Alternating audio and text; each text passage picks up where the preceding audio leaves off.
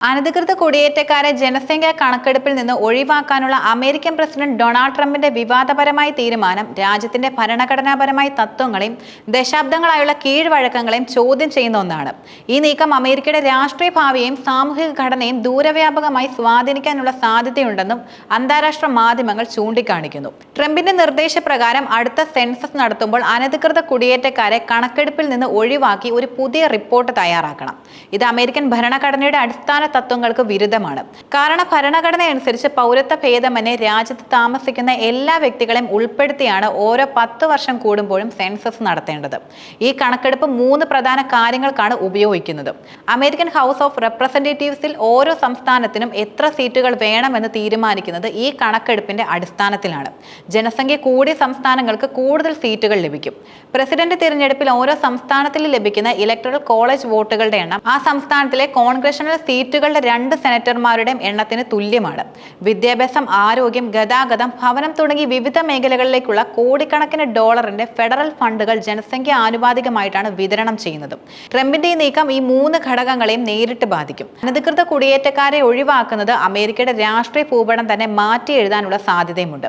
ട്രംപിന്റെ പുതിയ പദ്ധതിയുടെ ഏറ്റവും വലിയ പ്രത്യാഘാതം രാഷ്ട്രീയപരവും സാമ്പത്തികപരവുമാണ്. അനധികൃത കുടിയേറ്റക്കാർ ഏറ്റവും കൂടുതലുള്ള സംസ്ഥാനങ്ങളായ കാലിഫോർണിയ, ടെക്സാസ്, ഫ്ലോറിഡ എന്നിവിടങ്ങളിൽ നിന്ന് ഈ വിഭാഗത്തെ ഒഴിവാക്കുമ്പോൾ ആ സംസ്ഥാനങ്ങളിലെ ജനസംഖ്യ കുറവായി കാണപ്പെടും. ഇത് ഹൗസ് ഓഫ് റെപ്രസെന്റേറ്റീവിലെ സീറ്റുകളുടെ ഇലക്ടറൽ കോളേജ് വോട്ടുകളും നഷ്ടപ്പെടാൻ കാരണമാകും. ഈ സംസ്ഥാനങ്ങൾക്ക് രാഷ്ട്രീയ സ്വാധീനം വലിയ തോതിൽ നഷ്ടപ്പെടാനും ഇത് ഇടയാക്കിയേക്കാം. അതേസമയം കുടിയേറ്റക്കാർ കുറഞ്ഞ സംസ്ഥാനങ്ങളായ അലബമ, മിനാസോട്ട, ഒഹായോ പോലുള്ള താരതമ്യേന കൂടുതൽ രാഷ്ട്രീയ നേട്ടങ്ങൾ ലഭിക്കാൻ സാധ്യതയുണ്ട്. ഈ നീക്കം റിപ്പബ്ലിക്കൻ പാർട്ടിയുടെ വിശാലമായ രാഷ്ട്രീയ തന്ത്രത്തിന്റെ ഭാഗമായിട്ടാണ് വിലയിരുത്തപ്പെടുന്നത്. അതുവഴി ഇലക്ടറൽ ഡിസ്ട്രിക്റ്റുകൾക്ക് തങ്ങളുടെ താല്പര്യങ്ങൾക്കനുസരിച്ച് പുനഃക്രമീകരിക്കാനും ഡെമോക്രാറ്റുകൾക്ക് സ്വാധീനമുള്ളത് ദുർബലപ്പെടുത്താനും അവർ ലക്ഷ്യമിടുന്നു. ഫെഡറൽ ഫണ്ടിന്റെ വിതരണം ജനസംഖ്യാനുപാതികമായി നൽകിയാൽ അത് അനധികൃത കുടിയേറ്റക്കാരെ ഒഴിവാക്കുന്നത് വലിയ സംസ്ഥാനങ്ങൾക്ക് സാമ്പത്തികമായി വലിയ നഷ്ടവും ഉണ്ടാക്കും. ഇത് വിദ്യാഭ്യാസ, ആരോഗ്യ മേഖലകളിലെ വികസനങ്ങളെ പ്രതികൂലമായി ബാധിക്കും. പ്രത്യേകിച്ച് ഈ സംസ്ഥാനങ്ങളിൽ താമസിക്കുന്ന ദശലക്ഷക്കണക്കിന് ആളുകൾക്ക് സഹായം ആവശ്യമായി വരുമ്പോൾ. ട്രംപിന്റെ ഈ നീക്കം ഭരണഘടനാപരമായി സാധ്യതയുള്ളതാണോ എന്നത് വലിയൊരു ചോദ്യമാണ്. അമേരിക്കൻ ഭരണഘടനയുടെ ആർട്ടിക്കിൾ 1 സെക്ഷൻ 2 അനുസരിച്ച് സെൻസസ് ഓരോ 10 വർഷത്തിനുള്ളിൽ നടക്കണം. അതിൽ സംസ്ഥാനങ്ങളിലെ വ്യക്തികളെ മുഴുവൻ ഉൾപ്പെടുത്തണം. ഈ വ്യക്തികളിൽ പൗരന്മാരല്ലാത്തവരും ഉൾപ്പെടുമെന്ന് ചരിത്രപരമായ വ്യാഖ്യാനങ്ങളും വ്യക്തമാക്കുന്നു. മുൻകാലങ്ങളിൽ ഒരു സുപ്രീം കോടതി ഇങ്ങനെ ഒരു നീക്കം അംഗീകരിച്ചിട്ടില്ല. നിലവിലെ ഈ വിഷയം കോടതിയുടെ പരിഗണനയിലാണ് ഉള്ളത്. എന്നാൽ യാഥാസ്ഥിക ഭൂരിപക്ഷമുള്ള ഇപ്പോഴത്തെ സുപ്രീം കോടതി ഈ വിഷയത്തിൽ ഒരു പുതിയ വ്യാഖ്യാനം നൽകാൻ സാധ്യതയുണ്ടെന്ന് നിയമവിദഗ്ധർ അഭിപ്രായപ്പെടുന്നു. ഇത് അമേരിക്കൻ നിയമവ്യവസ്ഥയിൽ ഒരു പുതിയ കീഴ്വഴക്കത്തിന് വഴിവെച്ചേക്കാം. ഈ വിവാദത്തിന് അമേരിക്കൻ ചരിത്രത്തിലെ ചില സംഭവങ്ങളുമായി സാമ്യമുണ്ട്. അടിമകളായി കറുത്ത വർഗ്ഗക്കാരെ ജനസംഖ്യയുടെ 2/3 ഭാഗമായി മാത്രം എണ്ണിയ 3/5 കോംപ്രമൈസും തദ്ദേശീയ അമേരിക്കക്കാരെ ആദ്യകാലങ്ങളിൽ പൂർണ്ണമായി ഒഴിവാക്കിയതും ഇതിന് ഉദാഹരണമാണ്. ചരിത്രത്തിൽ എന്നും പാർശ്വവൽക്കരിക്കപ്പെട്ട വിഭാഗങ്ങൾ ഒഴിവാക്കപ്പെടുകയോ കൃത്യമായി എണ്ണപ്പെടാതിരിക്കുകയോ ചെയ്തിട്ടുണ്ട്.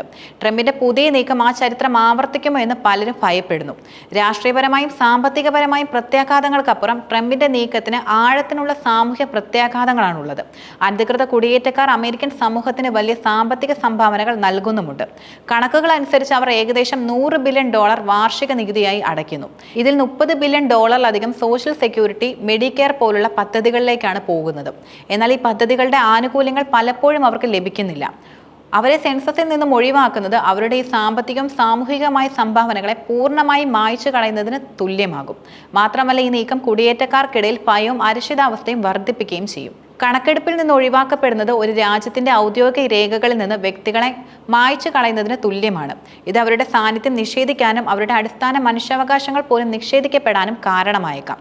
ട്രംപിന്റെ ഈ നിർദ്ദേശം കേവലം ഒരു സാങ്കേതികപരമായ മാറ്റമല്ല, മറിച്ച് ദൂരവ്യാപകമായ രാഷ്ട്രീയവും സാമൂഹികമായ പ്രത്യാഘാതങ്ങൾക്കുള്ള ഒരു നീക്കമാണ്. ഇത് അമേരിക്കൻ ഭരണഘടനയുടെ വ്യാഖ്യാനം, പ്രസിഡന്റിന്റെ അധികാരം, രാജ്യത്തിന്റെ ഉൾക്കൊള്ളലിന്റെ ചരിത്രപരമായ പോരാട്ടങ്ങൾ എന്നിവയെക്കുറിച്ചുള്ള ചർച്ചകൾക്ക് വീണ്ടും തിരികൊളുത്തുന്നു. ഇതൊരു രാഷ്ട്രീയ നേട്ടത്തിനുള്ള തന്ത്രമായിരിക്കാം. എന്നാൽ ദശലക്ഷക്കണക്കിന് മനുഷ്യരെ ഔദ്യോഗിക കണക്കുകളിൽ നിന്ന് മായ്ച്ചു കളയുന്നതിലൂടെ അവരുടെ സാന്നിധ്യവും അവകാശങ്ങളും നിഷേധിക്കപ്പെടാൻ സാധ്യതയുണ്ടെന്നാണ് റിപ്പോർട്ടുകൾ സൂചിപ്പിക്കുന്നത്. ഈ തീരുമാനം നിയമപരമായി അംഗീകരിക്കപ്പെട്ടാൽ അത് അമേരിക്കൻ ജനാധിപത്യത്തിന്റെ അടിസ്ഥാന മൂല്യങ്ങളെ തന്നെ ചോദ്യം ചെയ്യുന്ന ഒരു ഇരുണ്ട അധ്യായമായി മാറിയേക്കാം. ഈ വിഷയത്തിൽ കോടതിയുടെ അന്തിമ വിധി എന്തായിരിക്കുമെന്ന് ഉറ്റുനോക്കുകയാണ് ലോകം ഇപ്പോൾ.